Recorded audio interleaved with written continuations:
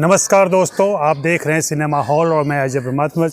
आज पुस्तक चर्चा में मैं एक अनोखी पुस्तक की चर्चा करूंगा मैं, जो पिछले दिनों मेरे पास आई। इसे हिंदी के मूर्धन्य फिल्म लेखक और शोधकर्ता जबरीमल पारख ने मेरे पास भेजा और यह उन्हीं का अनुवाद है। मैं इस किताब की झलक दिखा दूं आपको।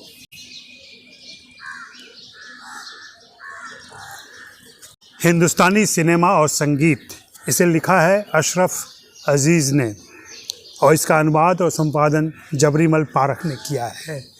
किताब ग्रंथ शिल्पी इंडिया प्राइवेट लिमिटेड से प्रकाशित हुई है और इसकी कीमत सिर्फ 350 रुपये है। संगीत पर, खास करके हिंदी फिल्मी संगीत पर बहुत सारी किताबें हैं, बहुत सारे लेखकों ने लिखी हैं अलग अलग तरीके से। कहीं पे प्रोफाइल लिखे गए हैं, कहीं पे संगीत निर्देशकों के बारे में बातें की गई हैं, कहीं पे गायकों के बारे में बातें की गई हैं। किसी किताब में गीत और फिर उनके फिल्मों की बात की गई है। अशरफ साहब की जो किताब है, यह पढ़ें अगर आप ध्यान से तो यह धारणात्मक परिवर्तन करती है।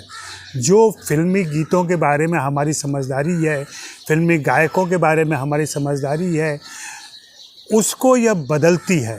अगर आप बहुत गौर से इसको देखेंगे तो अशरफ साहब ने बड़े विस्तार के साथ बारीक विश्लेषण किया है।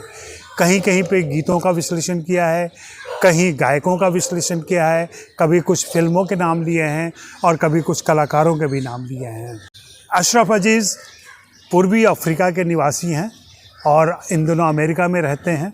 पूर्वी अफ्रीका में रहते हुए फिल्मी गीतों से, हिंदी फिल्मी गीतों से उनका परिचय हुआ। उनके बड़े भाई ने इससे परिचय करवाया है। धीरे धीरे वे इन गीतों के ऐसे दीवाने हुए कि छूटा हुआ भारत उन्हें इन गीतों में दिखाई पड़ने लगा। अशरफ अजीज़ के बारे में एक बात और बता दूं कि वे हिंदी पढ़ नहीं सकते, हिंदी लिख नहीं सकते, लेकिन हिंदी समझते बहुत अच्छी तरह है, हिंदी बोलते बहुत अच्छी तरह है। खास करके उर्दू शिक्षा के कारण उनकी हिंदी में एक नफासत भी है। मज़ेदार ये है कि बग़ैर हिंदी लिखे पढ़े उन्होंने ये सारा काम किया है और बड़ा काम किया है और सिलसिलेवार काम किया है। वहाँ रहते हुए इन्होंने गीतों का अध्ययन किया, गीतों का विश्लेषण किया, उन गीतों के बारे में विस्तार से लिखा है। उनके ये लेख अंग्रेजी में आते रहे हैं। उन्हीं लेखों को जबरीमल पारख ने हिंदी में अनुदित किया है और यह पुस्तक तैयार की है। यह पुस्तक सभी संगीत प्रेमियों के पास होनी चाहिए, फिल्म अध्येताओं के पास होनी चाहिए और मेरा तो मानना है कि सभी गीतकारों के पास और संगीतकारों के पास भी होनी चाहिए। उन्हें एक दिशा मिलेगी इससे कि गीत कैसे लिखे जाएं।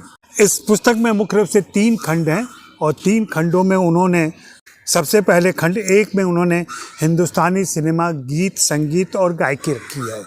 इसमें 9 चैप्टर हैं। 9 चैप्टर में हिंदुस्तानी फिल्मी गीतों में स्त्री गायकी। यह लेख अपने आप में स्त्री गायकी के सामाजिक आधार और उसके सामाजिक दृष्टिकोण को जाहिर करता है कि किस तरीके से आज़ादी के आसपास, आज़ादी के पहले से आज़ादी के कुछ समय बाद तक ये जो गायिकाएं हैं कैसे अपनी नारी स्वतंत्रता की बातें, नारी अस्मिता की बातें और नारी सशक्तिकरण की बातें इन गीतों के माध्यम से कर रही थी। फिर कुंदन लाल सहगल के ऊपर एक लेख है। फिर मल्लिकाए तरन्नुम नूर जहाँ हैं। नूर जहाँ पर यह लेख आई ओपनिंग आर्टिकल है, आप इसे ज़रूर पढ़ें अगर किताब खरीदते हैं तो।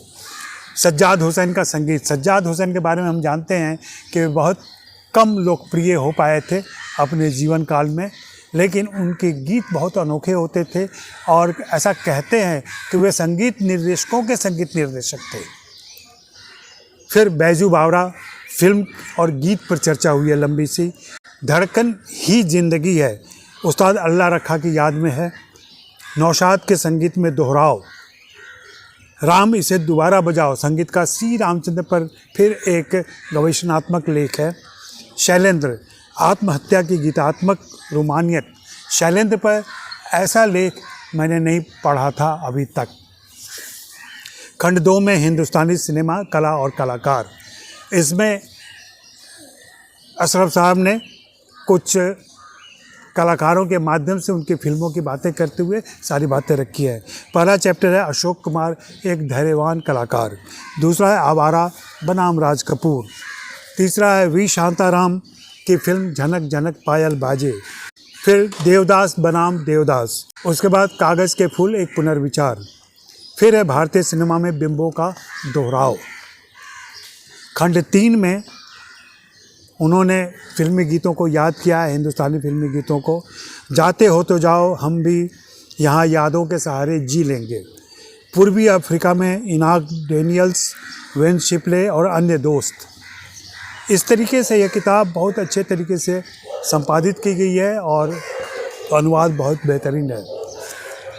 इसमें लास्ट में एक इंडेक्स भी है जिससे आप सीधे उन तक पहुंच सकते हैं जिन गीतों की चर्चा है। जैसा कि मैंने पहले बताया कि इस किताब का प्रकाशन ग्रंथ शिल्पी इंडिया प्राइवेट लिमिटेड ने किया है।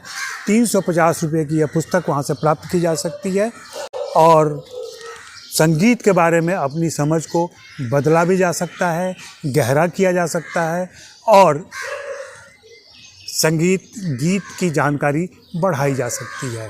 तो आप इस पुस्तक को खरीदें, पढ़ें, आपका लाभ होगा। शुक्रिया, मेहरबानी, धन्यवाद। फिर मिलेंगे।